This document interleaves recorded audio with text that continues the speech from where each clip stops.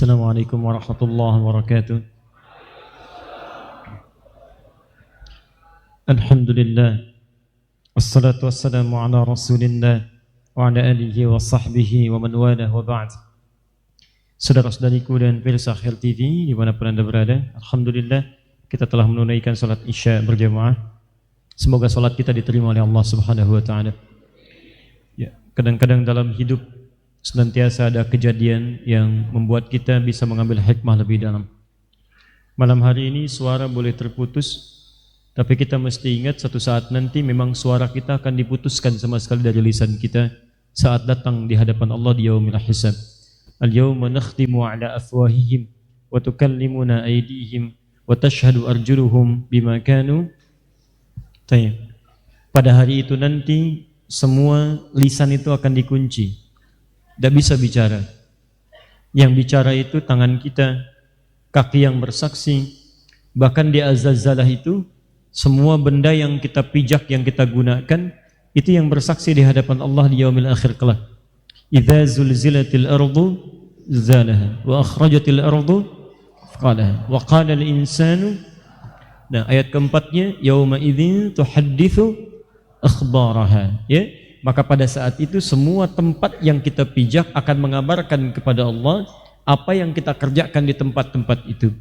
Jadi kalau di tempat itu Anda pernah bermaksiat, itu karpetnya bicara, lantainya bicara, mejanya bicara, penanya bicara. Tapi di tempat itu Anda pernah sholat, jangan khawatir, kabelnya bicara, mic-nya bicara, karpetnya bicara.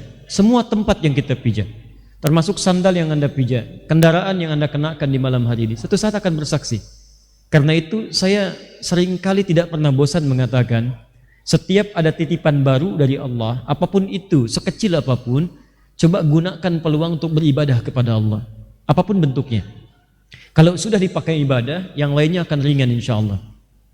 Baik teman-teman sekalian, petunjuk dalam Al-Quran, jika Anda ingin bertilawah di bulan Ramadan khususnya, saat iman mulai kuat, saat semangat mengkaji agama mulai tinggi, maka coba arahkan semangat itu kepada hal yang lebih spesifik. Jangan sampai mengkaji sesuatu hanya sekedar paham tapi sulit diamalkan. Maka Al-Quran memberikan petunjuk dalam hal tilawah ini. Kalau Anda sudah qiraah, sudah berinteraksi dengan Quran dalam bacaan, maka beralih kepada pemahaman dan silahkan prioritaskan untuk membahas ayat-ayat, tema-tema yang sesuai dengan kebutuhan yang sedang Anda jalani. Entah itu di rumah tangga, atau di pekerjaan, atau di kehidupan sosial, juga ayat-ayat yang lainnya. Nah, sekarang kita masuk pada tatanan aplikatif ya misalnya. Ya, saya berikan gambaran dulu secara lengkapnya, tolong fokus baik-baik, karena kita tidak punya kesempatan untuk mengulang. Jadi, perhatikan ayatnya, kata Al-Quran, semua ayat Al-Quran dari Al-Fatihah sampai dengan An-Nas itu sifatnya hudan.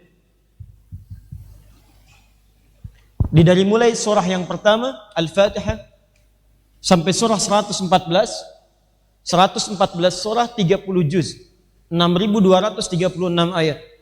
Itu semuanya terkait dengan semua petunjuk kehidupan kita. Jadi kalau Anda butuh petunjuk, ada di situ. Petunjuk jadi anak yang baik, orang tua yang baik, kakek yang baik, pekerja yang baik, pemimpin yang baik, masyarakat yang baik, hamba yang baik, ada semua. Solusi dari masalah yang kecil sampai yang paling kompleks, ada semua. Jalan-jalan kebaikan ada. Jalan untuk bersedekah, jalan berinfak, jalan berderma, jalan berakhlak, jalan menuju kebaikan, jalan menuju Allah, jalan menuju kesempurnaan hidup, ada semua di situ. Jalan petunjuk solusi ada. Karena itu kemudian kata Allah, saya berikan anugerah Al-Quran ini bukan untuk satu dua orang, tapi untuk An-Nas, semua manusia tanpa kecuali. Jadi Anda bayangkan ya, mohon maaf sekali, Anda bayangkan semua manusia saja. Kalau ada di antara semua manusia ini yang tidak beriman tapi bernama manusia, dan dia mau mempelajari Al-Quran, dia akan mendapatkan petunjuk dari Al-Quran itu. Apalagi orang-orang beriman. Ini kata Quran, semua manusia saja, manusia. Kalau ada manusia tak beriman, mau mengkaji Quran, akan dapat petunjuk dari Quran. Dulu orang pernah menggali muminya Fir'aun. Begitu diteliti, Maurice Bissell. Neliti. Ini kok kayak ada kandungan garam.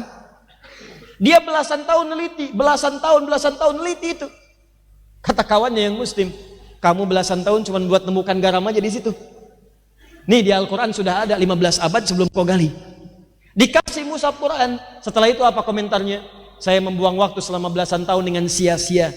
Yang informasinya sudah dicantumkan di kitab ini 15 abad yang lalu. Lalu apa yang beliau katakan? Asyhadu an la ilaha illallah wa asyhadu anna Muhammadar Rasulullah. Di teman-teman sekalian, kalau Anda ingin mendapatkan manfaat kata Al-Quran, manusia yang belum beriman saja menggali isi Al-Quran bisa mendapatkan manfaat. Kalau Anda nggak percaya, SPOG non-muslim, tunjukkan ayat-ayat Quran tentang bagaimana proses kelahiran bayi. Bagaimana tentang proses dalam kandungan. Dari kandungan sampai lahiran, sampai tentang ASI sempurna 2 tahun ada di Quran. Tunjukkan kepada mereka. 15 abad yang lalu, dari mana Nabi mendapatkan pengetahuan seperti itu? Ada semuanya. Jadi kalau ada orang mau menggali itu akan dapat bagiannya. Karena itu, ini nas disebutkan 241 kali dalam Al-Quran. Menunjuk pada semua manusia. Sebetulnya Allah melatih kita setiap hari supaya mendapatkan manfaat dari Quran. Bagaimana caranya? Kata Allah, saya berikan hidayah. Hudan ini saya paksa semua orang Islam mendapatkannya. Lewat apa? Lewat sholat. Sholat itu ciri iman yang pertama. Iman itu tanda pertama bagi orang takwa. Orang takwa disebut dengan muttaqin. Taqi satu orangnya, muttaqin jamaknya. Iman kepada Allah yang tak nampak disebut alladzina yu'minuna bil ghaib. Tanda iman pertama salat, wa yuqimunas shalah. Digabungkan muttaqin alladzina yu'minuna bil ghaib dan wa yuqimunas shalah. Al-Baqarah ayat kedua didahului dengan kata hudan. Dzalikal kitabu, Al-Qur'an. Dzalikal kitabu la raiba fi hudal lil muttaqin. Siapa muttaqin itu? Ayat 3. Alladzina yu'minuna bil ghaib wa yuqimunas. Makanya ketika kita sholat, kan kita baca Quran. Silahkan cek, nggak ada orang sholat nggak baca Al-Quran. Coba antum baca Al-Fatihah sehari 10 kali, 11 kali. 11. Yang 11 angkat tangan. Yang 10 17. Jadi kalau 10 kali patut dipertanyakan. Kemungkinan besar sholat Isya dan Maghrib nggak sholat dia. Karena rumus sholat itu 2, 4, 4, 3, 4. 2-nya sholat subuh, ya kan? Zuhurnya 4, asar 4, 3 Maghrib, 4 Isya. 2 tambah 4, 6. Tambah 4, 10. Tambah 3, 13. Tambah 4, 17. 17 rakaat. Setiap rakaat baca Al-Quran, minimal Al-Fatihah. Silakan cek. Dan hebatnya setiap 2 rakaat pertama pasti baca surat, Pak, Bu. Silakan, sholat mana yang gak baca surat di dalamnya? Surat Al-Fatihah kita baca semua rakaat, tapi kan 2 rakaat pertama semua baca surat. Subuh cuma 2 rakaat, tapi kan setelah Al-Fatihah baca surat lagi. Zuhur 4, 2 rakaat setelah Al-Fatihah baca surat lagi. Nah, surat-surat yang dibaca itu pada awalnya bukan sekedar bacaan. Kalau untuk syarat sah sholat, sah sholatnya. Ya misalnya subuh, qul huwallahu lagi. Ya, zuhur, qul huwallahu lagi. Asar, qul huwallahu lagi. Sampai ikhlas banget gitu kan? Ya, Maghrib sampai Isya, qul huwallahu lagi. Itu sah sholatnya. Sah, memenuhi rukun dan syaratnya, sempurna dikerjakan kalau tanpa batal di dalamnya. Tapi kalau Anda ingin dapat manfaat, bagaimana caranya? Dalam sholat itulah Anda seharusnya kalaupun mampu belajar. Bacakan ayat-ayat Al-Quran yang Anda butuhkan pada saat itu. Belajar, makanya belajar. Misal, Nabi Zakaria misalnya kan, dicontohkan oleh Allah, saya sering sampaikan, pernah belum mendapatkan keturunan, maka beliau salat bermohon kepada Allah. Ayatnya abadi sifatnya. Ada di Quran surah ketiga ayat 38 sampai 39. Nabi Ayub pernah sakit, dia abadikan doanya di Quran. Quran surah 21 ayat 83 sampai 84. Nabi Yunus pernah kemudian disakiti sampai dilempar ke dalam perut ikan paus. Ada persaingan. Ya, sampai disingkirkan, disungkurkan ke dalam perut ikan paus. Doanya ada, doa diselamatkan dari tangan orang-orang jahil yang sifatnya bisa menyakiti. Ya, Quran surah 21 dari ayat 87 sampai 88-nya. Ada lagi ayat-ayat yang lainnya, abadikan.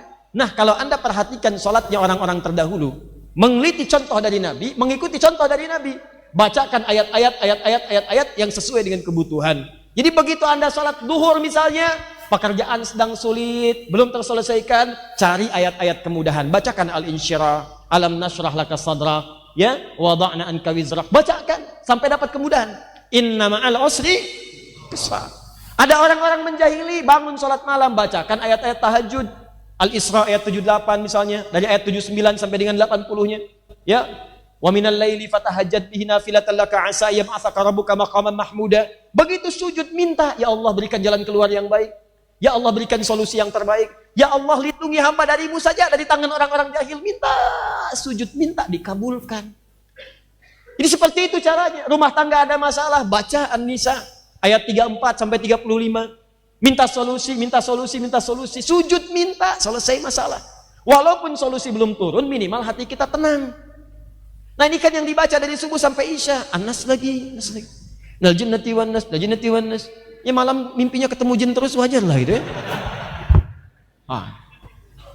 Ini poinnya. Jadi ini kita keluarkan nih tilawah saat Ramadan.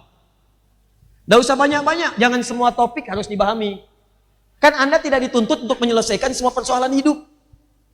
Anda tidak dituntut untuk menyelesaikan semua masalah. Yang Anda hadapi itu yang keluarkan solusinya. Jangan jauh-jauh. Masalah punya orang Anda yang pikirin. Ya kan? Baik, sekarang kita sambungkan. Nanti saya sebutkan satu-satu ya. Kita ambil misalnya tema, di sini ada keluarga. Di sini ada pekerjaan. Di sini ada masalah sosial dan yang lainnya. Paham? Ini konsepnya dulu ya, konsepnya. Targetnya apa? Setelah itu teliti ayat-ayatnya di Quran. Buka indeks. Kalau tidak tahu, tanyakan ustadz yang tahu. Orang yang pakar di bidangnya. Ya, pahami dengan baik, keluarkan ayatnya. Yang sakit, keluarkan ayat-ayat tentang kesembuhan.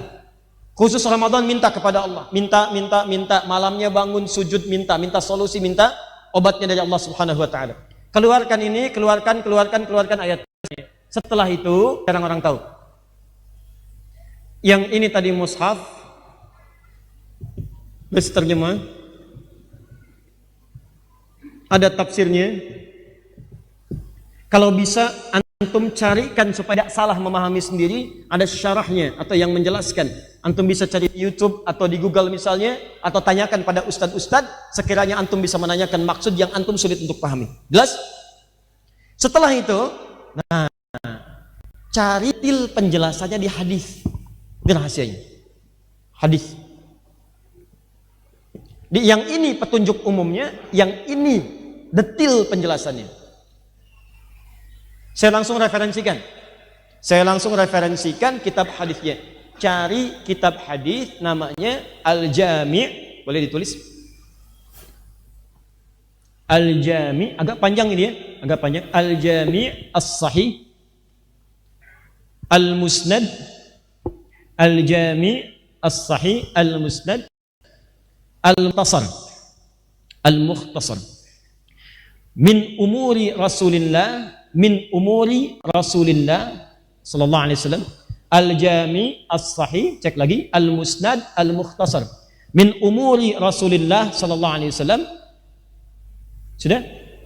Wasunanihi wa ayyamihi, wasunanihi wa ayyamihi. Kalau terlampau panjang tulis aja Sahih Al-Bukhari. Ya. Kalau terlampau panjang tulis Sahih Al-Bukhari. Ya. Kalau kepanjangan Sahih Al-Bukhari.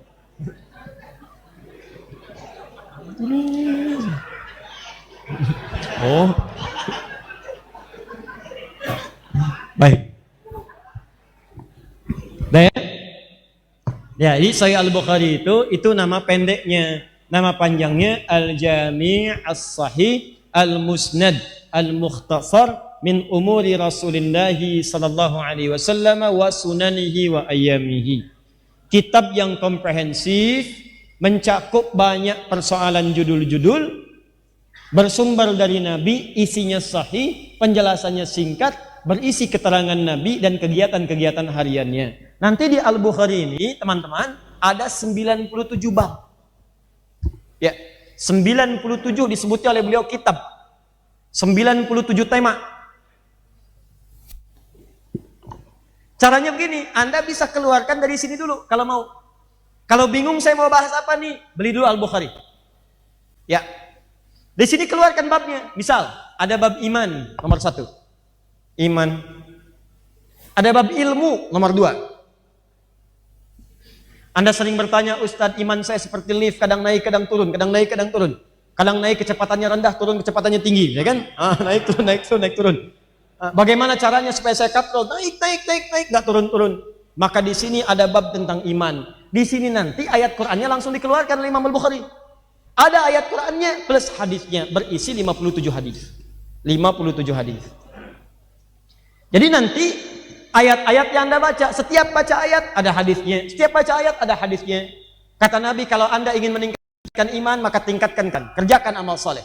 Al-imanu yazidu wa yantaqis, iman itu naik dan turun. Yazidu bit ta'ah, naik dengan mengerjakan ketaatan, wa yantaqisu bil ma'siyah, maka dia akan menurun saat orang mengerjakan maksiat. Nanti dirinci pekerjaan apa yang bisa meningkatkan iman. Nanti muncul satu-satu. 1, 2, 3, 4 diterangkan lewat hadis. Sebelum hadisnya disebutkan ada ayat Qur'annya. Jelas ya? Dan yang paling dahsyat nanti ada tingkatan disebutkan dengan bab halawatul iman. Bab tentang seorang yang sudah merasakan lezatnya iman. Kalau sudah mendapatkan nikmatnya iman, seakan-akan nggak mau ketinggalan lagi. Dulu mengejar salat fardu agak susah. Kalau sudah nikmat imannya, ketinggalan salat sunnah gelisah. Dulu mau infak nunggu zakat. Sekarang kalau nggak ngasih sehari, rasanya nggak enak. Dulu baca Al-Quran susah. Tapi kalau sekarang nggak nyentuh Quran dalam sehari, rasanya tangan itu gemetaran. Ya, nyentuh aja. Dan gitu baca. Ada sesuatu yang indah gitu. Ini keluarkan. Bab ilmu. Kan Ramadan tuh sering kan? Ada kajian malamnya, saat tarawih, ada ceramah, ada macam-macam. Kadang-kadang kalau antum rajin, yang dibahas itu aja. Cuman casingnya aja yang beda. Silahkan cek tentang makna puasa, hakikat puasa, hikmah puasa, pengertian takwa, siapa orang-orang mendapatkan takwa, kenapa tidak bertakwa, bagaimana cara orang keluar dari takwa. Orang yang gagal puasa Ramadannya seperti seorang perempuan yang sedang menjahit, merobek-robek kainnya. Tiap tahun ada lagi tuh. Kenapa antum tidak keluarkan versi keterangan ilmu dari Nabi? Ada semuanya di situ. Ayatnya muncul, hadisnya ada, keluarkan, dalami 10 hari kedua di bulan Ramadan. Jadi ayatnya ada, hadisnya jelas sampai terakhir. Ini nggak main-main ya. Antum yang di pemerintahan ada babul imarah. Antum yang di rumah sakit ada babul marid, bab tentang mengobati penyakit. Dari penyakit yang sederhana sampai penyakit yang paling kompleks. Sampai yang dokter-dokter sudah nyerah, itu ada keterangannya bagaimana cara mendekatnya kepada Allah. Bahkan ada sesuatu yang sangat indah isyaratnya. Saat orang mengatakan ini sudah mustahil, itu tanda dari Allah untuk meninggalkan semua manusia dan untuk mendekat kepada Allah. Disitulah tanda sayang Allah ingin diberikan langsung tanpa perantara. Ketika Anda mendapatkan amalannya indah sekali. Bacakan, sembuh. Ya, persis seperti kepala suku yang tersengat kalajengking itu kan. Ya, kalajengking Arab, Anda bayangkan. Ya, nyengat kepala suku di Arab. Sudah sekarat keadaannya. Dokter, tabib sudah angkat tangan semua.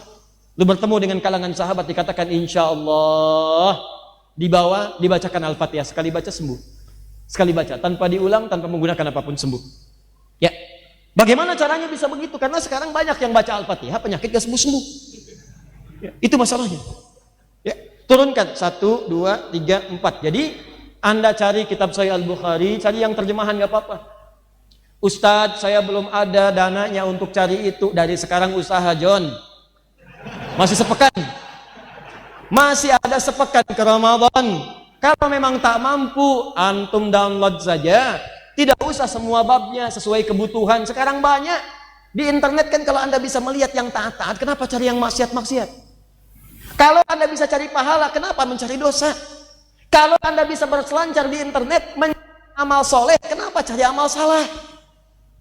Ayo kumpulkan yang baik-baik, koleksi hadis-hadis Nabi, koleksi bacaan-bacaan Quran yang indah.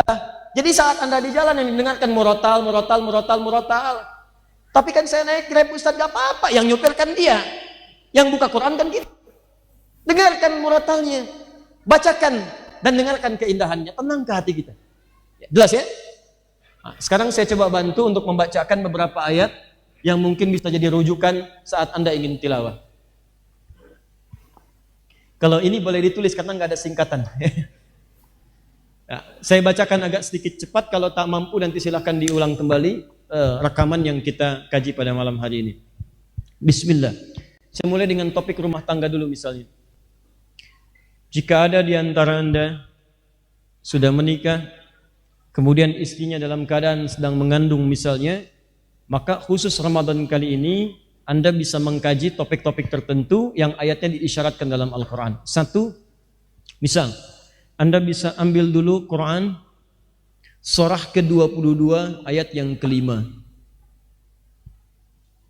Quran surah ke-22 ayat yang kelima.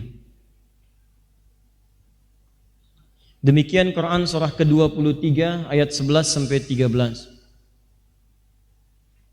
Tambahkan lagi, teruskan lagi Quran surah ke-7. Ini untuk doanya. Surah ke-7 ayat 189. Ayat 189. Hanya satu ayat ya, jangan teruskan 190-nya. Hanya satu ayat di ayat 189-nya.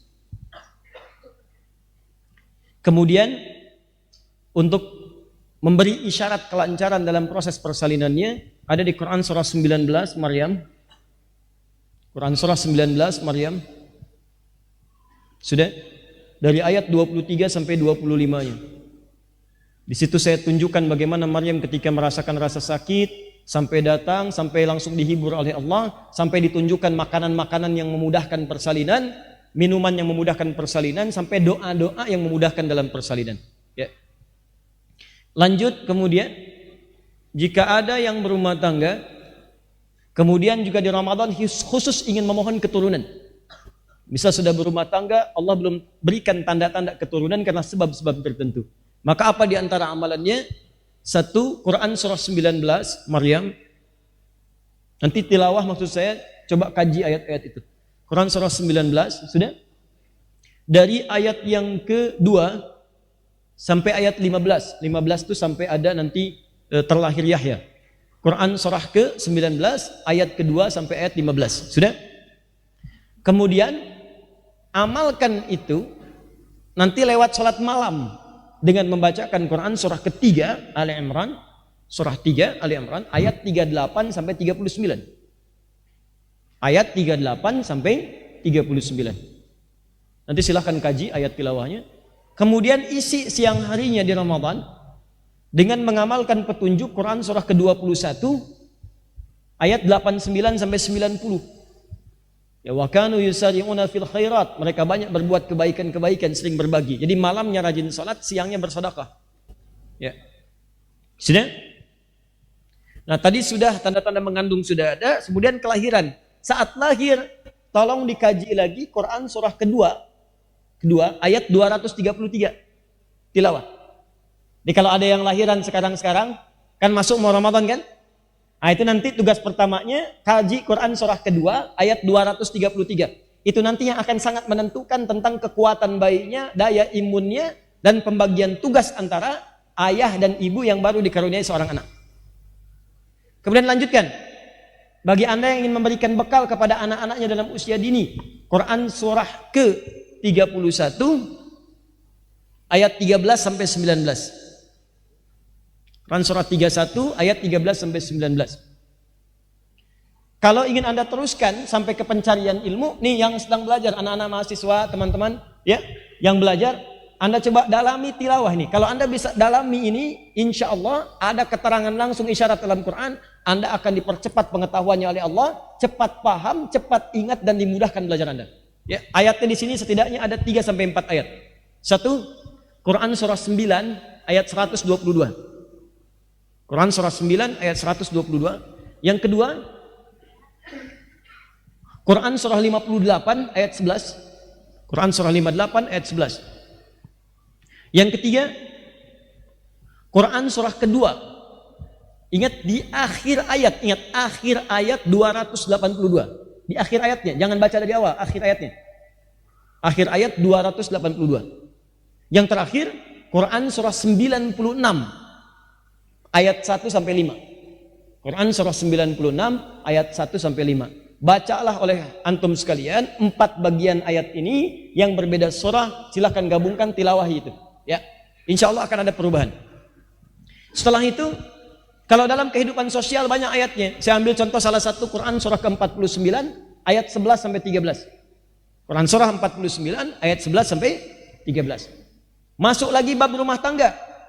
Awas, yang baru menikah, di awal pernikahan, sampai yang sudah berumah tangga, sampai yang sedang menata rumah tangga.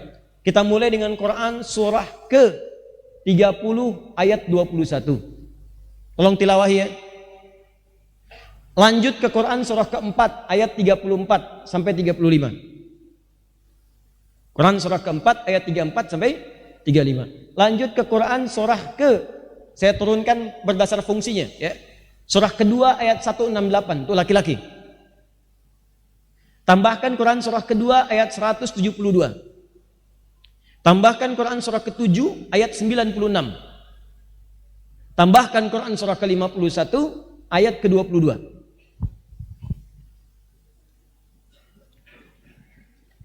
Sudah? Baik. Kemudian lanjutannya Quran surah ke-17 ayat 23 sampai 27. Kalau sedang ada masalah, teruskan ke Quran surah ke-2 ayat 214. Detilnya di Quran surah kedua ayat 155 sampai 157. Kemudian jawabannya di Quran surah ketiga ayat 142.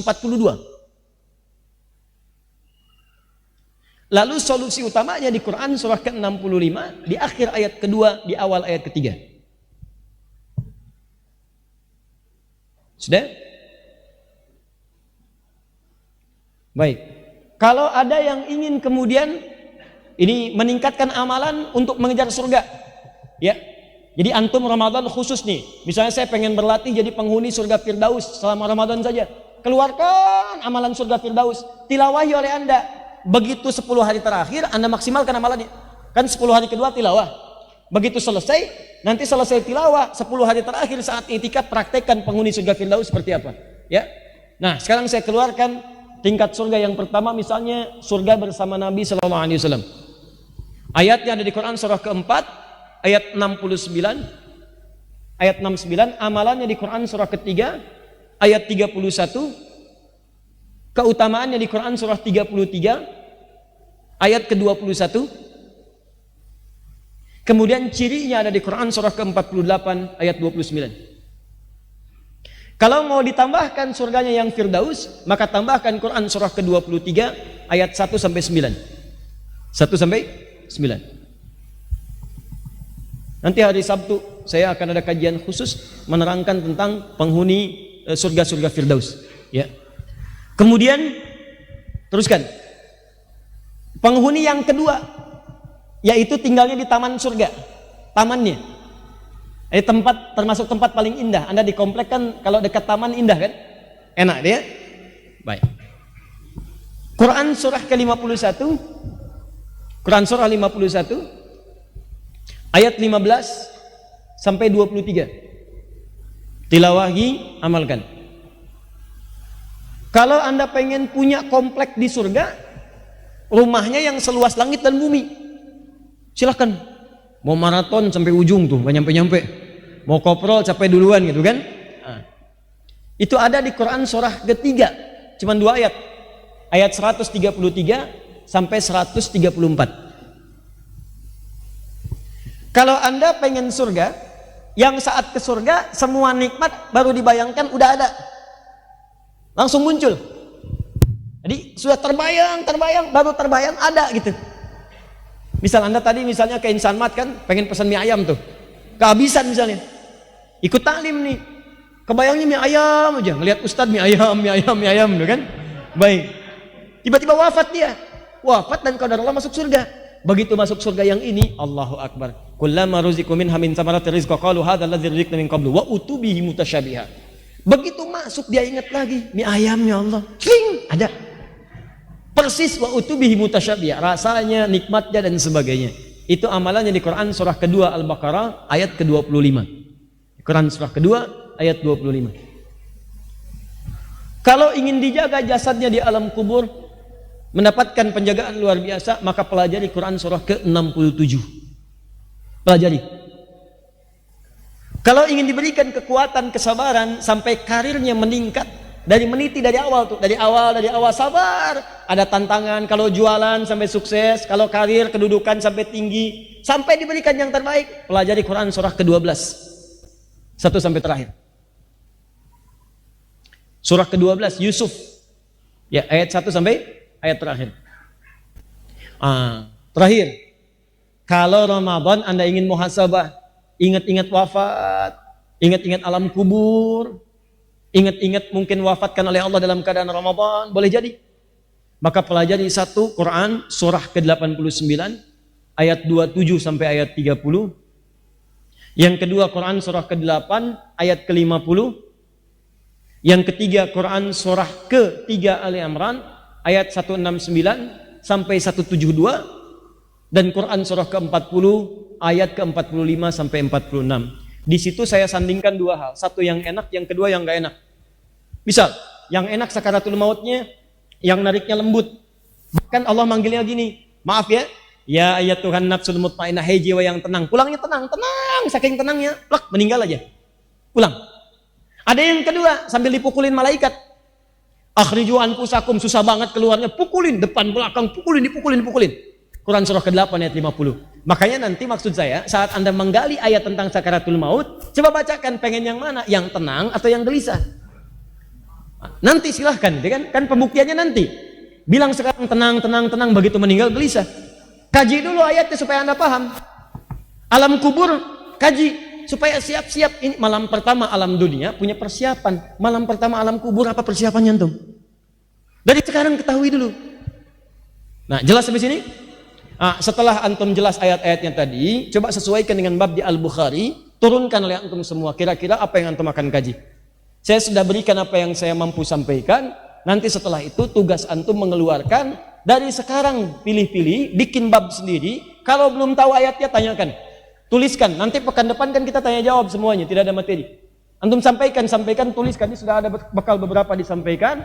Tuliskan seperti ini. Nanti saya tunjukkan. Misal Ustadz, saya pengen bahas Ramadan tentang ini. Baik, catat ya yang bertanya tentang ini. Quran surat sekian, ayat sekian. Khusus Ramadan antum bahas itu saja. Setelah menyelesaikan khataman Quran dalam 10 hari pertama. Nanti 10 hari ketiganya kita akan maksimalkan dengan menghafal Quran insyaallah. Mudah-mudahan Allah berikan taufik. Mudah-mudahan 10 hari bisa 30 juz. Ya, aminnya yang optimis. Amin. Gitu. Paham ya? Baik, jadi ini rahasia yang pernah saya janjikan. Sekarang saya berikan informasi sebagai tambahan dan ini bahasan yang terakhir. Faman syahida minkumus syahra falyasum. Kalau Anda sudah siapkan agendanya, agenda sedekah, agenda baca Quran, agenda tilawah Quran, agenda menghafal Quran, agenda infak, agenda berbuat baik, maka faman syahida minkumus syahra. Kalau Anda sudah tahu dan sudah mengenali datangnya awal bulan Ramadan, maka silahkan tunaikan puasa itu dengan semua agenda yang sudah Anda siapkan. Indah Quran itu. Di Allah tidak meminta kita puasa tanpa punya agenda. Di Quran tuh nggak pengen Anda masuk Ramadan cuman puasa aja. Tungguin Ramadan. Begitu besok puasa. Malam taraweh, tapi nggak punya agenda. Makanya ayat-ayat puasa dibuka oleh Allah dengan penyiapan agenda dulu. Nih Qurannya, siapkan nanti saat Ramadan. Nih sedekahnya, apa yang kamu rencanakan? Berapa anggaran yang telah kamu siapkan untuk infak selama Ramadan? Nih doa, apa yang kamu siapkan, doa apa yang kamu akan baca saat Ramadan? Kajian apa yang kamu akan langsungkan? Kalau sudah semua direncanakan, faman syahida minkumus syahra. Siapa di antara Anda yang sudah mengetahui datangnya awal Ramadan, sudah tahu, oh ini datang awalnya, siap puasa, falyasum. Maka semua agenda itu silahkan praktekkan dengan berpuasa. Masuki Ramadannya, tunaikan puasanya, dan praktekkan agenda yang telah Anda rancang tadi. Jadi terukur kegiatan Anda dari awal sampai akhir Ramadan. Anda akan tahu, bukan cuma ngitung, ini berapa hari sudah puasa, coret. Berapa hari lagi buka, sekian. Muncul di iklan, puasa 9 hari lagi. Iklan odol, iklan sarung, kan? 2 hari lagi, berubah lagi iklannya, ketupat. Ya? Persoalannya dosa diampuni enggak? Itu pahala nambah enggak? Jangan-jangan yang disiapkan cuma kue aja. Kue, bikin. Kreativitas banyak, kalengnya kongguan, isi rangginang gitu kan?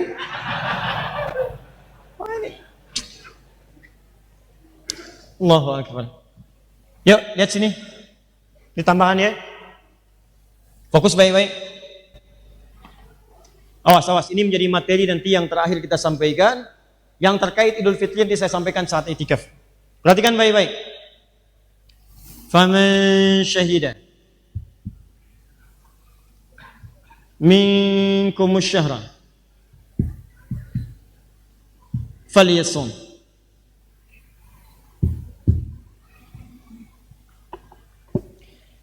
Dibuka dengan kalimat syahrul Ramadan, ditengahi dengan kalimat faman syahida minkumus syahra. Siapa yang sudah menyaksikan, mengenali, mengetahui, nampak padanya syahra Ramadan itu sudah datang. Ya, ingat baik-baik. Asy-syahru kembali kepada syahrul Ramadan di awal ayat. Syahrul Ramadan alladzi unzila fihil Quran. Dibuang kata Ramadannya, diganti dengan alif lam. Alif lam. Alif lam ini dikenal dengan alif lam at-ta'rif. Kalimat yang dimasuki alif lam at-ta'rif dikenal dengan ma'rifah, menunjuk kepada kata yang sudah diketahui.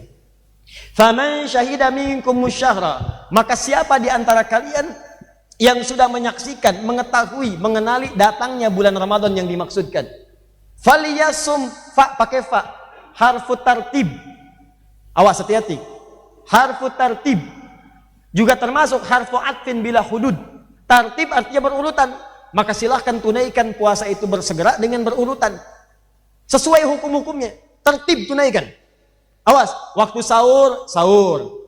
Waktu tarawih, tarawih. Jangan waktu tarawih sahur, waktu sahur tidur. Ini jadi masalah. Nonton bola, menang, menangis, kan? Kalah 2-0, ya.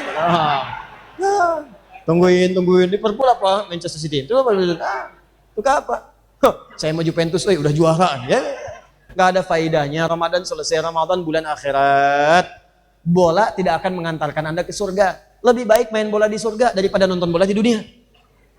Ya, Anda mau main bola silahkan di surga, dikasih seluas langit dan bumi. Ayo, kalau bisa golin. Kiper di bumi, ya gawang di surga gitu kan, di langit. Nah, udahlah, dunia mah gampang. Dunia itu kecil. Kalau terlalu loba dengan urusan dunia, capek nanti pikiran Anda. Lebih baik pikirkan akhirat saja. Jelas ya? Nah, lakukan dengan tertib. Kemudian atfin bila hudud, cepat tanpa jeda. Kalau sudah datang Ramadan, cepat siap-siap. Mau tarawih, cepat siap-siap. Tepat, kalau bisa nggak usah ada jeda. Yang dimaksud nggak usah ada jeda itu, jangan banyak memikirkan, jangan banyak menangguh-nangguhkan. Siap tarawih, siap-siap. Siap baca Quran, kan sudah ada agenda. Kalau sudah agenda, jangan dipotong dengan jeda-jeda yang lain. Saya siapkan baca Quran setelah tarawih, 20 menit baca Quran, baca. Jangan diselang dengan yang lain. Diselang pakai yang lain, amalan tertunda. Ujung-ujung tidur ketinggalan. Besok mau ganti, nggak sanggup lagi. Siapkan. Ada infak sekarang, disiapkan anggaran. Kan kita belajar kemarin. Ustadz saya cuma punya 300.000. Ramadan 30 hari, bagi 30, 10.000. Di mana Anda akan masukkan? Saya nggak mau riak, saya masukkan saat subuh saja. Begitu orang-orang belum banyak yang datang, saya masukkan. Saya pengen masukkan saat tarawih. Saya pengen masukkan, tidak ingin ke kotak infak, tapi langsung diberikan kepada fakir, yatimnya dan sebagainya. Silakan. Setiap hari Anda tetapkan di mana tempat infaknya, jam berapa Anda berikan, begitu peluangnya ada, langsung masukkan. Ustadz saya pengen masukkan saat Al-Ihsan. Kan yang tarawih itu suka ada kotak jalan kan? Itu bukan mobil-mobilan. Oh. Masuk. Bukan. Ya, ada isinya, masukkan. Nggak ada program, cari yang lain. Paham ya? Siapkan. Fa. Nih, ini cuma huruf fa aja satu, tapi maknanya dalam. Jadi kalau sudah teragendakan, siapkan dengan baik, dengan tertib, jangan ditunda amalannya. Apalagi pahalanya berlipat. Cuman yang mau saya sampaikan ini, faman syahida. Allah tidak mengatakan faman hasiba, hisab, atau faman ro'a, ru'yat. Allah sampaikan faman syahida. Syahida itu kalau bahasa Indonesia sekarang ya diserapnya di syahadat. Asyhadu an la ilaha illallah wa asyhadu anna Muhammadar Rasulullah. Itu asalnya syahida. Syahida yashhadu, menyaksikan. Pertanyaan saya ketika Anda mengatakan saya menyaksikan bahwa tiada Tuhan selain Allah. Pertanyaan saya, apakah Allahnya nampak oleh Anda pada saat itu? Tidak. Dalam sholat Anda katakan asyhadu an la ilaha illallah, menyaksikan tidak ada Tuhan selain Allah. Allahnya kelihatan tidak? Tidak, belum kelihatan saat di dunia, tapi tanda-tandanya ada kan? Buktinya Anda yang diciptakan, buktinya di alam semesta ini, kekuasaannya nampak oleh kita, diperkenalkan oleh Allah sifatnya, pemeliharaannya yang membuktikan gak ada Tuhan lain selain Allah. Kata Allah, qul huwallahu ahad, Tuhan itu cuma satu. Kalau lebih daripada satu, kacau kehidupan di semesta. Tuhan nanti punya banyak pikiran. Tuhan dua, Tuhan tiga. Setiap ada satu zat pasti punya pikiran. Bayangkan, jangankan Tuhan, Anda saja kalau 3 orang tidak akan bersepakat pada satu pilihan. Yang satu mengatakan kuning, kuning. Yang satu mengatakan hijau, satu mengatakan biru. Bagaimana kalau Tuhan lebih daripada satu? Lau kana fihi ma alihatun illallah la fasadata. Quran surah ke-21 ayat 22. Kalau di alam semesta banyak lebih dari satu Tuhan, kacau nanti alam semesta. Tuhan pertama mengatakan turunkan hujan. Yang kedua mengatakan jangan, cerah saja. Yang ketiga mengatakan halilintar, halilintar, ribut sesama Tuhan. Peranglah, perang Tuhan. Kalau Tuhan berperang bagaimana dengan hambanya? Kebayang ya? Nah, jadi semua dibuktikan, nampak. Nggak kelihatan fisiknya, nggak kelihatan zatnya saat di dunia, tapi sifatnya ditampakkan kepada kita untuk menunjukkan keunggulannya. Ini menunjukkan ada perbedaan antara Tuhan dengan makhluk, Khalik dengan makhluk. Jadi Khalik itu harus lebih unggul. Kalau manusianya lemah, Tuhannya kuat. Kalau manusianya terlihat, Tuhannya jangan kelihatan. Untuk menunjukkan lebih hebat dibandingkan dengan yang ada. CCTV paling hebat itu kan yang nggak nampak. Kalau ketahuan bukan CCTV namanya. Jelas ya?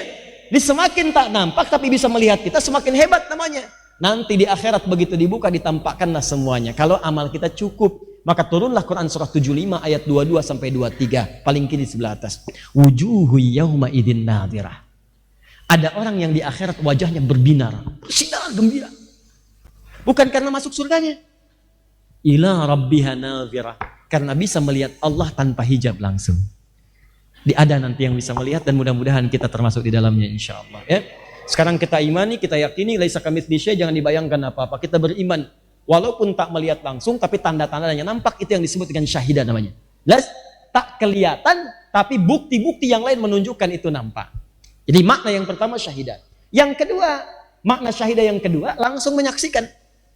Terlihat, ada, mengalami, kelihatan, nampak, dikenali. Contohnya di Quran surah kedua ayat 282. Orang yang terkait dengan pinjam meminjam, utang piutang, jual beli, kata Allah hadirkan di antaranya 2 orang saksi. Syahidaini min rijalikum fa illam yakuna rajulaini farajulun wahidah. Ya, farajulun wa imra'atan, maka 1 laki-laki 2 perempuan. Disebut dengan syahidain dari kata syahid, asalnya dari kata syahidah. Jadi kalau Anda ingin misalnya ke notaris, ya, akte jual beli tanah, mesti ada saksi kata Quran yang menyaksikan.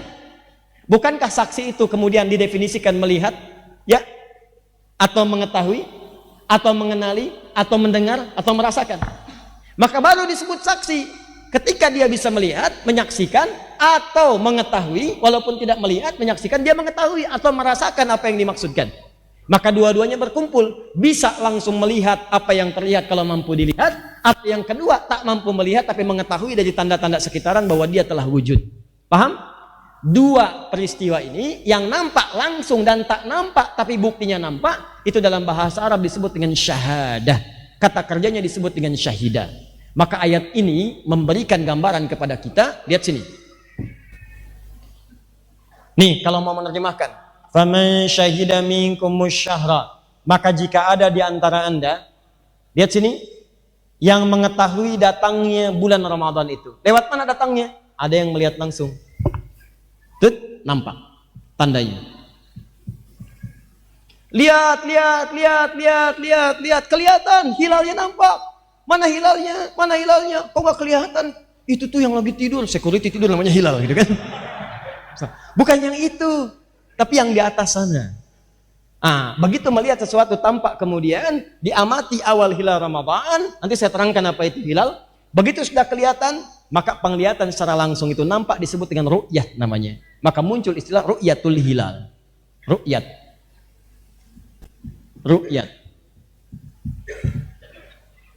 Awas, ada ru'yah itu beda. Kalau ru'yah melihat dalam mimpi.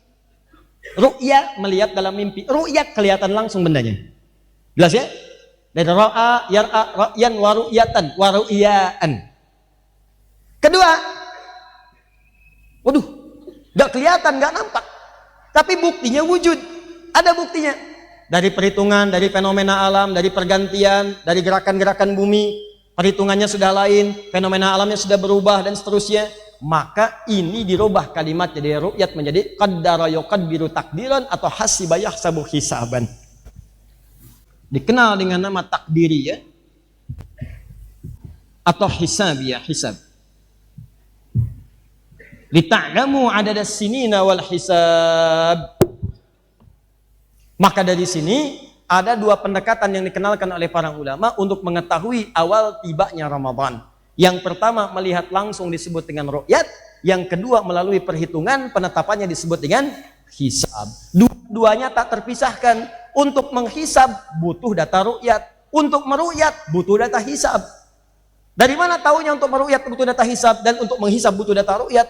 Ini yang nanti coba saya terjemahkan dengan cara yang sangat mudah. Selebihnya tanyakan pada pakar-pakarnya, saya menerangkan secara apa yang mungkin mudah untuk kita pahami. Sekarang lihat baik-baik. Bismillah. Nulis sendiri, ngapus sendiri, rangkan sendiri. Penghapus jatuh, ambil sendiri. Luar biasa. Masya Allah. Cuman datang, ngelihat, nulis, masuk surga lagi. Luar biasa jamaah malam ini. Allahu Akbar. Lihat sini. Satu.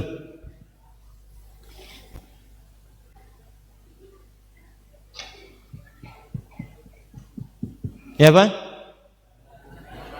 Ini apa? Gambar matahari. Ini apa? Hah? Ini apa? Lingkaran kecil, lingkaran. Sudah. Dianggap bulan. Apa ini? Bukan, anggap bulan. Ini apa? Lingkaran. Anggap saja bumi. Bumi berotasi, ya kan? Ini planet dari bumi ada bulan, kemudian ini matahari. Semua benda-benda kemudian mengelilingi matahari dan matahari juga kemudian berputar di porosnya masing-masing. Terus di galaksi dikenal dengan Bima Sakti. Ya, sekarang sudah ada pembahasan sampai ke black hole. Sekarang sudah ada di beberapa benua dengan menggunakan pendekatan 8 teleskop itu bisa meneropong untuk mengamati sampai ke black hole, lubang hitam. Nanti ada kajian lebih dalam lagi, kita tidak masuk ke dalamnya, mungkin di episode yang berbeda ya. Lihat sini. Ini kan rotasi bumi menentukan siang malam kan? Dan dia berputar kan? Baik, bulan juga berputar, terus mengelilingi matahari, terjadi perputaran-perputaran. Secara cepat saja. Ini saya bikin garis horizon. Titik nol. Nah, secara cepat, setiap berputar tanggal 1 awal bulan, sampai dengan ke tanggal 29, maka setiap tanggal 29 hikmahnya di bulan Hijriah, bukan Masehi. Setiap tanggal 29 di bulan Hijriah itu posisi matahari, bulan dan bumi akan sejajar. Posisinya sejajar, satu garis yang sama. Kumpul. Ya. Jadi kalau misalnya dari awal kelihatan sabit, pertengahan jadi kelihatan bulat kan? Beredar lagi terus, jadi gampang orang Arab dulu kalau pengen lihat bulan, oh tengah-tengah nih, kalau sudah tengah-tengah berarti kelihatan bulat. Ya, berarti itu hari pasti tanggal 13, 14, 15. Nah setiap tanggal 29 bulan hijrah, akhir bulan, itu posisi matahari, bulan dan bumi berada di satu garis, kumpul semuanya. Kumpul di satu tempat disebut dengan ijtima namanya. Ijtima. Ijtima. Ulama kumpul di satu tempat, ijtima ulama.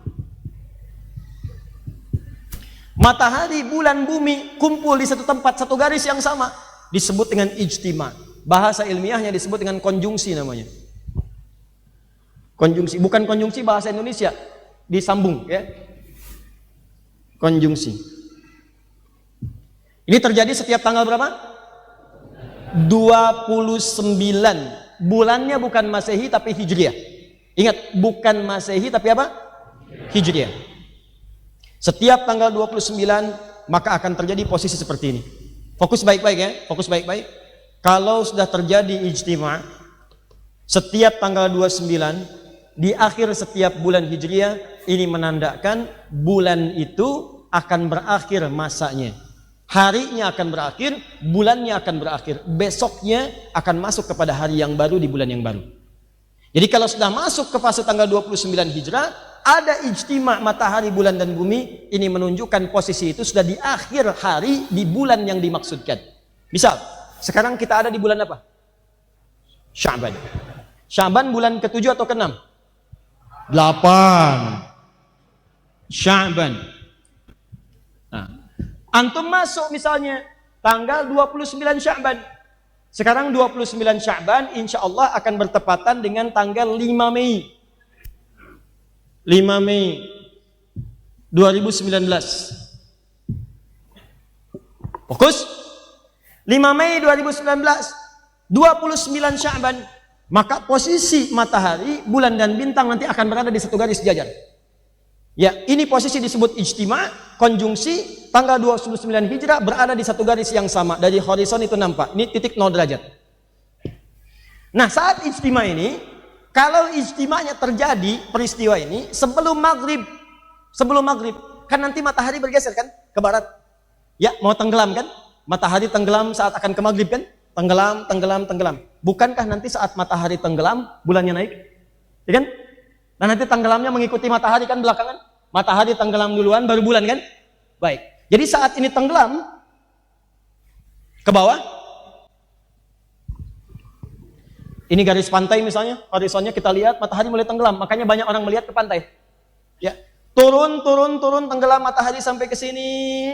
Tiba-tiba baru bulan kemudian menyusul. Saat matahari tenggelam, bulannya kemudian nampak turun, tersisa sedikit di sini. Kan berputar kan? Saat matahari turun, bulannya nampak kelihatan dari sini, tinggal segini lagi. Kalau kita naikkan ke atas seperti ini, nampak? Ini yang disebut dengan hilal. Seperti sabit. Jadi kalau Anda turunkan seperti ini, bentuknya seperti sabit. Kadang-kadang tipis begini. Kadang-kadang kalau ngelihatnya dari sini bisa berbentuk seperti ini. Cahaya. Ini disebut dengan hilal. Di saat mataharinya kemudian tenggelam tanggal 29 di barat, turun, kelihatan sebagian dari bulannya, nampak sedikit kelihatan, itu yang disebut dengan hilal namanya. Itu pertanda hari baru telah masuk, waktunya masuk, bulannya berakhir, datanglah bulan baru. Nah teman-teman, untuk Sya'ban tahun ini 1440 Hijrah, peristiwanya terjadi pada tanggal 5 Mei tahun 2019. Ijtima ini terjadi pada jam 5 pagi lewat 48 menit 25 detik.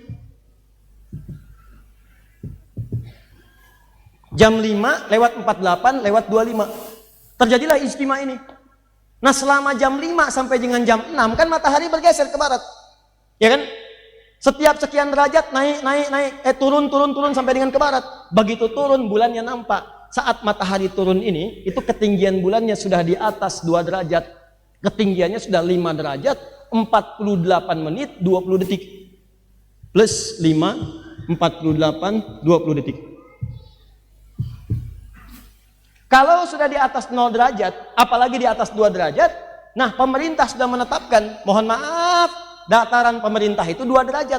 Jadi kalau sudah 2 derajat, itu bisa dipastikan besoknya menurut kalender pemerintah, itu akan terjadi bulan Ramadan. Kalau di bawah 2 derajat, itu insya Allah digenapkan bilangan bulan Sya'bannya di 30, kemudian selanjutnya baru lusanya puasa Ramadan.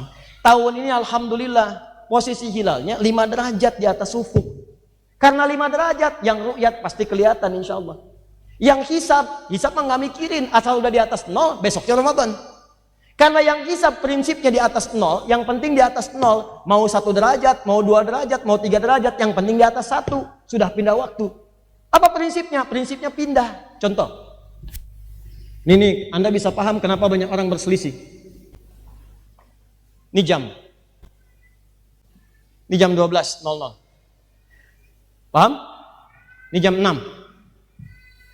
Di sini ada jam misalnya 3, di sini jam 9. Lihat sini. Ini jarum jam yang pendek, ini yang panjang. Tengah malam jam 00, jam menunjukkan jam 00 lewat 1 detik. 00,1 detik. Pertanyaan saya, sudah pindah waktu belum? Kalau sekarang misalnya hari Kamis, tengah malam 00 lewat 1 detik, berarti sudah pindah waktu hari apa? Jumat. Saya nggak bicara maghrib dulu ya, saya bicara jam 00. Tapi kan masalahnya, angkanya dari jauh gak kelihatan jarum jamnya tuh, gak pindah. Di orang kalau punya jam digital, udah pindah waktu nih. Tapi kalau orang ngelihat jarum jam, belum pindah tuh, masih di 00. Makanya yang ru'yat, yang ngelihat itu nggak nampak perpindahannya. Tapi yang punya jam digital udah pindah nih.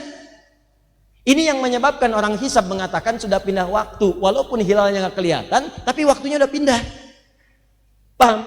Kata orang ru'yat kan belum kelihatan pindah, masih di 12. Dia baru nampak kalau jam panjangnya ini udah lewat nih, kedua detik, kedua menit, ke 5 menit. Kalau jam panjangnya udah miring begini, baru nampak tuh udah pindah.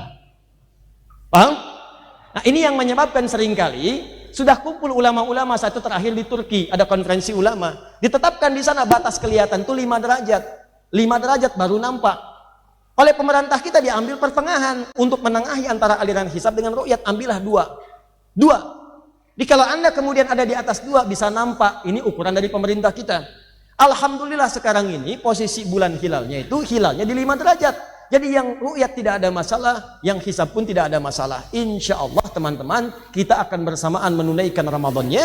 Tanggal 5 Mei-nya terjadi ijtima, maghribnya akan diputuskan kelihatan hilalnya, dan malamnya akan dimulai tarawih. Jadi puasanya akan dimulai 1 Ramadan tanggal 6 Mei tahun 2019. Insya Allah tidak akan ada perubahan di tahun ini. Insya Allah. Ya, jelas sampai sini? Ini kalau menggunakan hisab dengan ru'yat mengacu pada Al-Quran. Kecuali kalau pakai metode lain.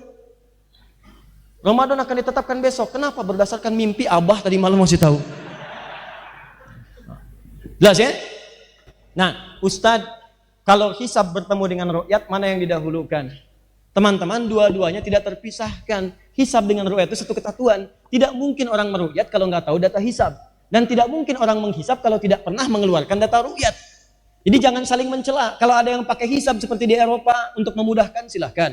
Kalau ada yang pakai ru'yat, nggak ada masalah. Jangan saling mencela. Paham ya? Awas, hati-hati.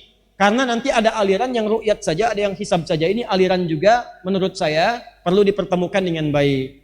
Ya, awas, hati-hati. Ada yang tidak menerima hisab sama sekali. Saya pengennya ru'yat saja. Nah, kalau begitu Anda harus konsisten. Apa konsistensinya? Dalam waktu sholat pun Anda terapkan ru'yat. Karena hadis sholat itu sama persis substansinya dengan hadis-hadis tentang ru'yat puasa. Kata Nabi, waktu zuhur itu kalau matahari tergelincir, bayangan Anda sudah tingginya sama dengan tinggi Anda. Maka dicontohkan kemudian nombak tongkat ditempelkan ke tanah. Ya, begitu sudah ditajamkan ke tanah, lihat bayangannya. Kalau bayangan sudah sama dengan tongkat, baru kemudian sholat zuhur. Semakin turun asar, semakin kecil maghrib, semakin hilang isya. Pertanyaan saya, siapa yang sekarang menentukan sholat dengan menggunakan bayangan tongkat? Ayo, ada yang kalau mau sholat dulu nanam tongkat di luar, tanam, kelihatan, oi, ada, siap, ada, nggak ada. Siapa yang mengarahkan Anda untuk sampai hitungan sekarang menggunakan angka? Sekarang kan pertanyaannya bukan berapa bayangannya, jam berapa sekarang? Apakah sudah zuhur? Apakah sudah isya? Silahkan tanya. Kan sekarang patokannya orang melihat subuh bukan keluar melihat fajar kan? Tapi melihat apa? Melihat angka jam. Sudah masuk belum? Itu hisab namanya. Jadi kalau sholat aja yang tiap hari Anda menggunakan hisab, kenapa saat Ramadan Anda ribut-ribut? Itu dalil yang hisab. Ru'yat gak ada masalah, kalau pengen lihat silakan langsung lihat. Lihat, kelihatan, laksanakan. Tak nampak, ingin genapkan, silakan genapkan bilangan Sya'ban jadi 30 hari. Atau Ramadan nanti jadi 30 hari. Paham? Jadi jangan ada keributan-keributan. Semua ru'yat benar, hisab benar. Yang salah, yang tidak puasa. Ya, paham? Terakhir, insya Allah untuk lebarannya pun akhir Ramadannya, insya Allah, alhamdulillah, semoga Allah rahmati kita. Tahun ini pun insya Allah, kalau melihat kepada pola-pola ini tidak akan terjadi perbedaan. Jadi kita akan mengawali Ramadan di waktu yang sama, 1 Ramadan bersamaan dengan 6 Mei 2019, dan kita pun insya Allah akan mengawali Lebaran kita Idul Fitri di waktu yang sama.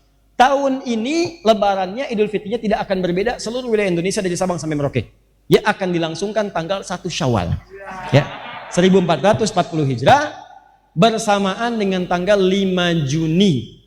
Saya ulang, 5 Juni tahun 2019 Masehi. Karena ijtima'nya penanda akhir bulan itu berlangsung tanggal 3 Juni. Cuman 3 Juni ini, 3 Juni hari Senin itu, 3 Juni itu ijtima'nya sore.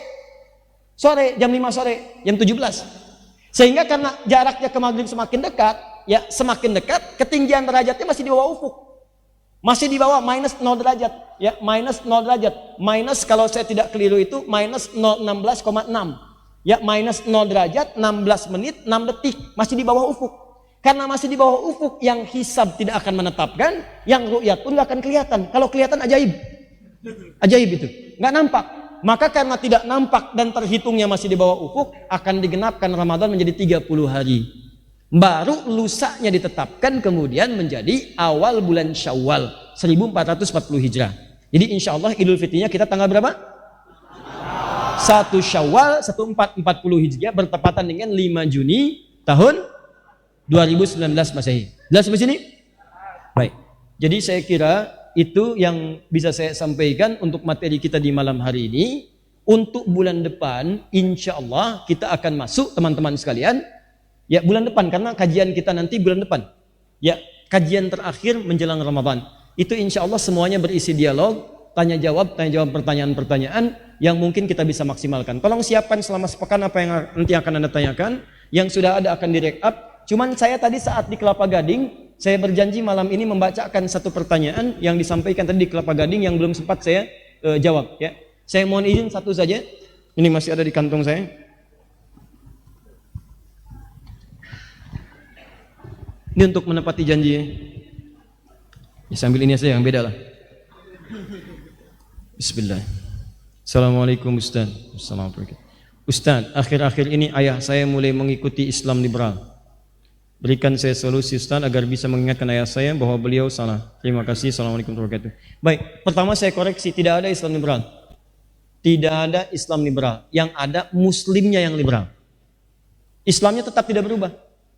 Di ini ada orang yang sengaja menambahkan istilah-istilah pada Islam sehingga Islam itu terasa terkotak-kotak. Banyak sektenya. Padahal Islam itu satu. Gak ada aliran-aliran yang bisa disematkan. Sekarang datang orang-orang melekatkan pada Islam. Islam itu sudah kalimatnya jam'un. Ya, kalimat bentuk sempurna. Kamilun, syamilun. Iza zida intakasa, iza nuqisa fantakas. Kalau ditambahkan kalimat lain menjadi berkurang maknanya. Kalau dikurangi hilang maknanya. Islam itu ya Islam. Apa makna Islam? Dijelaskan oleh Nabi. Antasyhadu an la ilaha illallah wa anna Muhammadar Rasulullah, tuqima salata, tu'tiya zakata, suma Ramadan, tahujjal baita, istata ilaihi sabila. Selesai. Itu Islam. Lalu ada orang nambah-nambah. Islam inklusif, terbuka. Islam eksklusif. Islam liberal. Islam plural. Islam macam-macam. Ini ingin menandakan bahwa mengesankan di Islam itu ada perpecahan dan terkotak-kotak. Jangan dengarkan orang-orang seperti ini. Ya, jadi tidak ada Islam liberal. Yang ada itu apa? Muslimnya, orangnya yang mengaku muslim tapi punya pemikiran liberal. Sehingga pemikiran itu seakan-akan disematkan kepada Islamnya, padahal di Islam gak ada begitu. Nah, pertama saya ingin katakan, aliran liberal ini aliran yang terlambat lahir di bumi. Sekarang, dia orang-orang telat. Kenapa? Karena zaman Nabi pun yang punya pikiran liberal sudah ada dan sudah ada ayat turun, Nih, zaman Nabi ada seorang Yahudi, namanya Ka'ab bin Ashraf. Ka'ab bin al-Ashraf ini seorang Yahudi punya pemikiran liberal. Bahkan ini ada kesan-kesan pluralisme agama, bukan pluralitas, pluralisme. Jadi orang Yahudi masuk Islam termasuk tokoh, tapi seringkali pergi ke sinagog dan suka baca Taurat. Ketika datang sahabat mengingatkan, kamu ini kan sudah muslim, kenapa baca-baca itu? Dan sering pergi ke sana. Apa jawabannya? Perhatikan jawabannya. Kata Ka'ab bin al-Ashraf, Taurat dan Quran itu kan sama-sama wahyu Allah. Bukankah Taurat dikirimkan kepada Musa Nabi? Al-Quran dikirimkan kepada Muhammad SAW, beliau Nabi.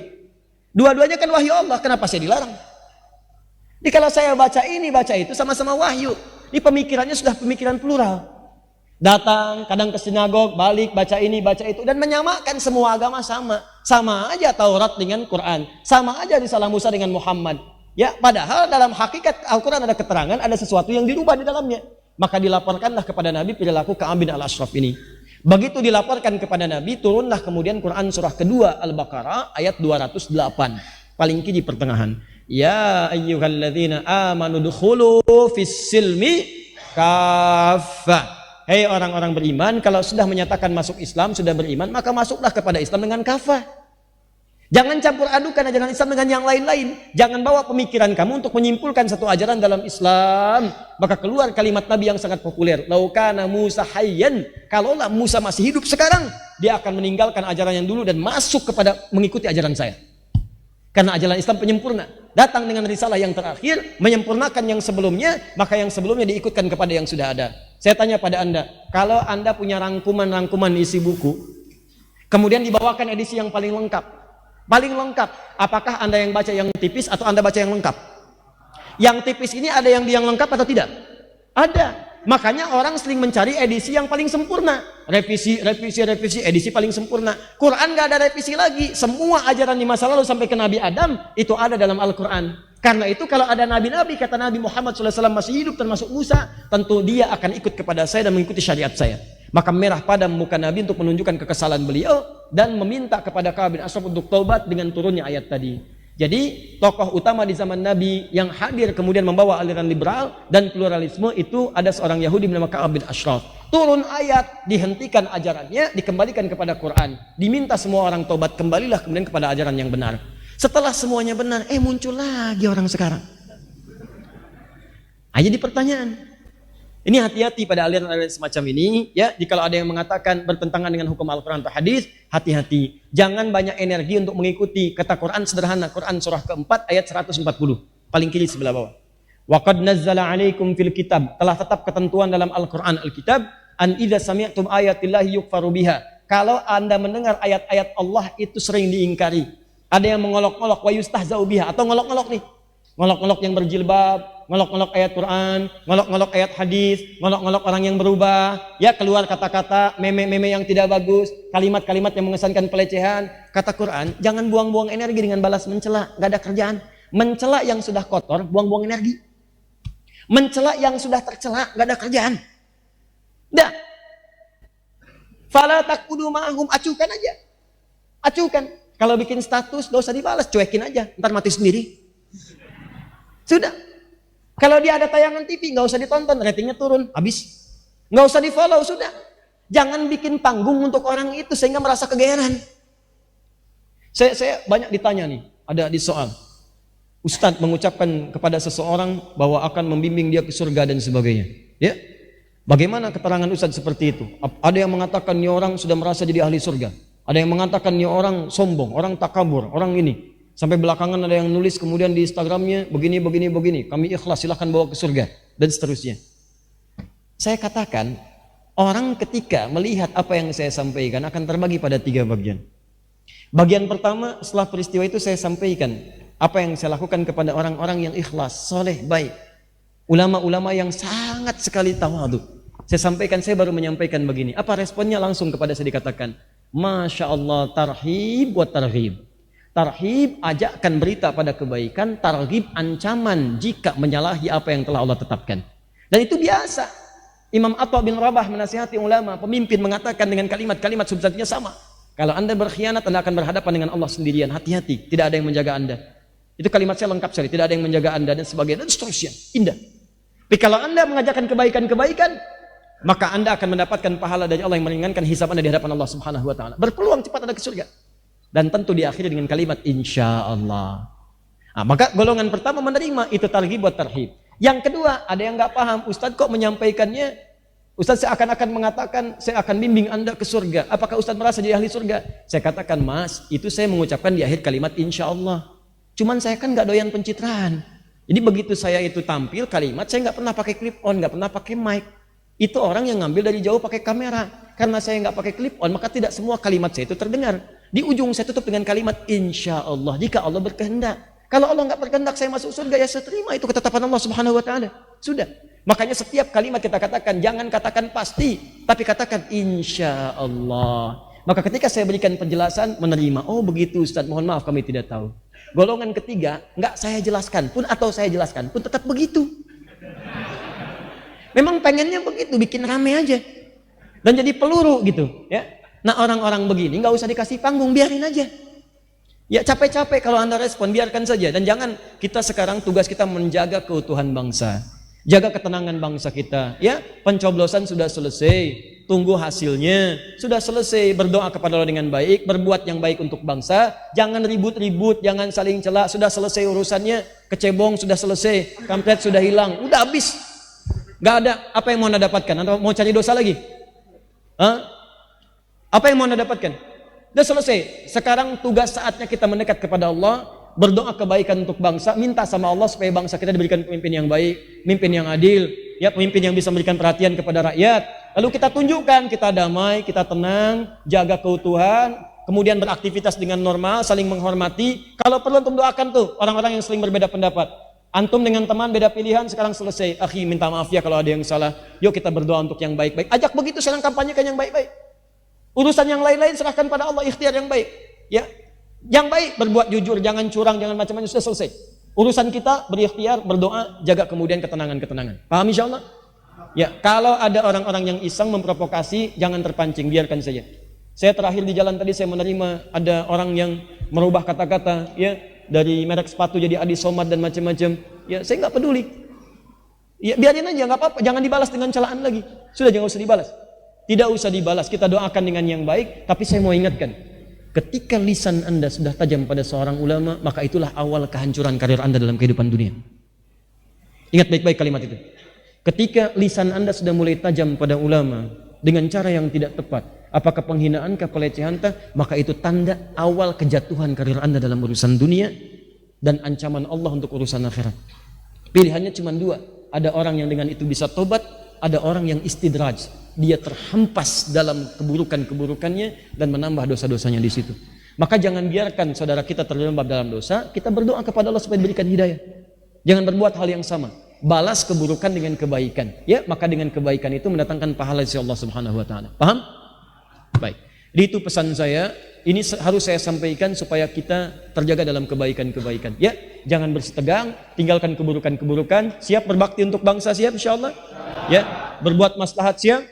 Baik, maka ikuti seruan saya, jaga kedamaian, hadirkan ketenangan, jangan saling mencela, kemudian mohon doa kepada Allah supaya bangsa ini diberkahi oleh Allah Subhanahu wa taala. Ya.